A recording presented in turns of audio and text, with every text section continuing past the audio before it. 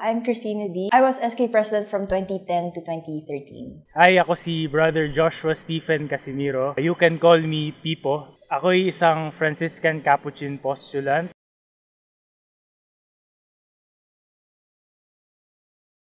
And I grew up wanting to serve as well. But most of all, I was motivated by the fact that I felt that the youth was a neglected sector, especially in my province. That's why many issues arise, like teenage pregnancies, drug use, and etc. So as SK, I wanted to make a difference. I wanted to tell people that we are more than sports. We are more than circumcision projects in our own barangays. I wanted to be more than that. I wanted to do more than that.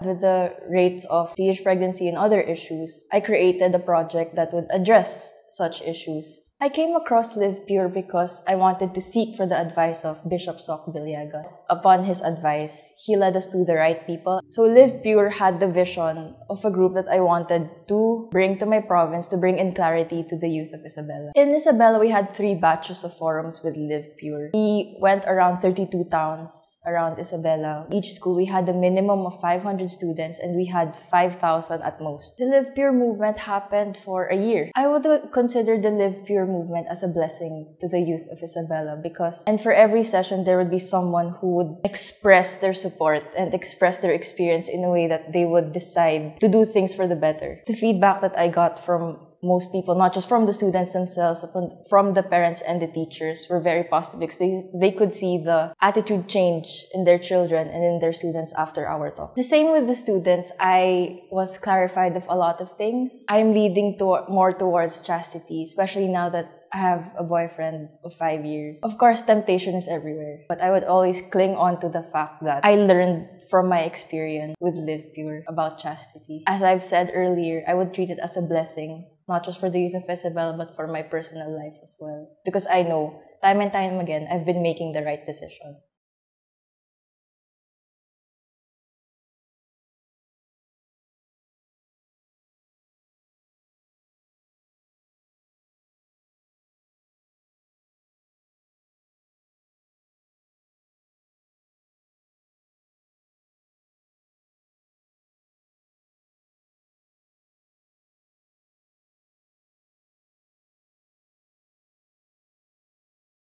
Dati akong makulit na bata, tapos hindi ako naging mabuting estudyante. And nung mga college days ko, naging artist ako ng Superstar Entertainment. So ang ginagawa ko doon, nag-drums ako para sa iba't ibang banda.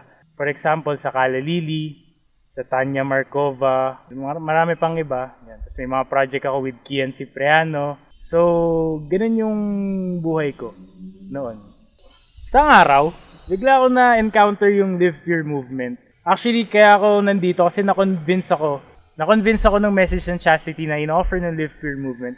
Kasi doon ko nakita yung identity ko before God. Na ako ay isang nilikha ng Diyos and I am a sexual being. At yung sexuality ko, hindi masama. My sexuality is good because God created it. Hanggang ngayon, sinusubukan ko yung best ko na talagang mamuhay ng chaste. Pero napakahirap sa totoo lang. Sobrang hirap. Lalo na sa naging background ko, hindi siya madali.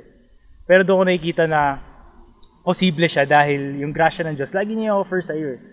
Bibigay naman sa iyo ng Diyos eh. Kailangan lang talaga na ako mismo mag-cooperate and ibigay yung sarili ko totally para makita ko kung ano talaga yung hangad ng Diyos para sa akin. Naging mission volunteer ako ng Live Pure siguro mga 2011. Na-challenge ako mismo sa sarili ko na talagang to strive a chaste life, to live a chaste life. Doon ko na-encounter sa Bible yung Romans 12:1. Brothers, I beg you through the mercy of God to offer your bodies as a living sacrifice, holy and acceptable to God, your spiritual worship. Do not conform yourselves to this age, but be transformed by the renewal of your mind, so that you may judge what is God's will, what is good, pleasing, and perfect. For me to find my vocation, then I must stick to kung ano yung plano ng Diyos para sa akin bilang tao.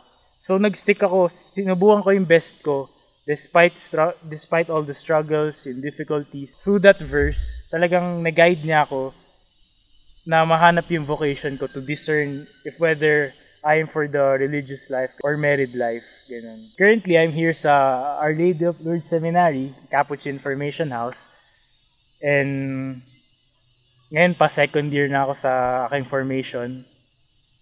And masaya ako, sobrang saya ko dito. Siyempre, nandun yung struggles, yung difficulties, everyday nandyan. Pero nakikita ko yung sobrang meaningful ng buhay ko. Dahil alam kong sinusunod ko yung panawagan ng Diyos. And masaya ako dahil naglakas loob ako kahit mahirap. Alam mo, isa sa reflection ko dito sa seminary na nakatulong ng husto yung Live Pure movement through the message of chastity is that yung my vocation is my life. And what I do to my life, with my life, is a stepping stone for me to reach eternal life. Kaya despite napakahirap siya, sa totoo lang sobrang hirap, lalo na sa konteksto ng seminaryo, mahirap siya. Pero, andun yung grasya ng Diyos lagi. Yung uncertainty ko, kasi di naman din ako sigurado totally kung ito ba talaga ang panawagan sa akin ng Diyos. Pero at least naglakas loob ako na sagutin ang panawagan ng Diyos at nakikita ko na mukhang ito ang panawagan ng Diyos sa akin. Kaya yun lang, andun lagi yung grasya ng Diyos. Talagang sapat, siksik, liglig, umaapaw. Yan.